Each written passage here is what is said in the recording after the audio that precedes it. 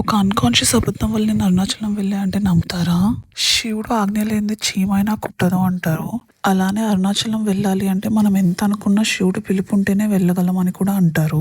Almost ఒక 6-8 months ముందు నుంచి మా ఇంట్లో చాలా ఫ్రీక్వెంట్‌గా అనుకుంటున్నారు అరుణాచలం వెళ్ళాలి అని. మా కజిన్ ఒకసారి వెళ్ళొచ్చింది. అదేమో అక్క మనం మళ్ళీ వెళ్దాం నువ్వు నేను చిన్నక్క ప్లాన్ చేయండి అంటుండే.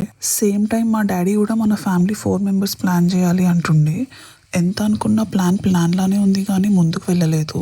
నేను బెంగుళూరు వెళ్ళా అని అందరికీ తెలిసిందే. నా ముందు వీడియోస్లో చెప్పాను. నా ఇనీషియల్ ప్లాన్ ఏంటంటే ఒక వీకెండ్ మైసూర్ వెళ్ళి రెస్ట్ ఆఫ్ ద వీక్ బెంగళూరులో మా ఫ్రెండ్ ఇంట్లో ఉందామని.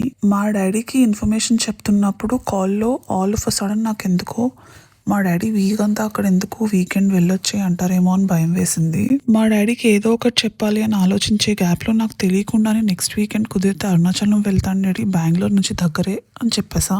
మా డాడీ కూడా అరుణాచలమా అయితే వెళ్ళిరా అన్నారు. నేను చెప్పే వరకు నాకు నిజంగా అరుణాచలం దగ్గరో కాదో కూడా తెలీదు. చెన్నై బెంగళూరు పక్క పక్కనే అండ్ చెన్నై నుంచి అరుణాచలం దగ్గరే కాబట్టి దగ్గరే అయి ఉంటుంది అనుకున్నా. Luckily I was right. సరేలే అని చూస్తే మా ఫ్రెండ్కి అవ్వదు, వ్యాలంటైన్స్ డే ప్లాన్స్ ఉన్నాయి అన్నది. బెంగళూరులో ఇంకా వేరే ఫ్రెండ్స్ ఉన్నారు, వాళ్ళని అడిగితే అరుణాచలం అయితే కష్టం అన్నారు. అరే పోను అక్కడి నుంచి పాండీ పోదామన్నా కూడా సెట్ అవ్వలేదు. నా ఇంకో ఫ్రెండ్ ఎప్పుడు కాల్ చేసినా ట్రిప్ ఎప్పుడు వేద్దాం అంటది. She is always ready to pack a bags and jump on a flight.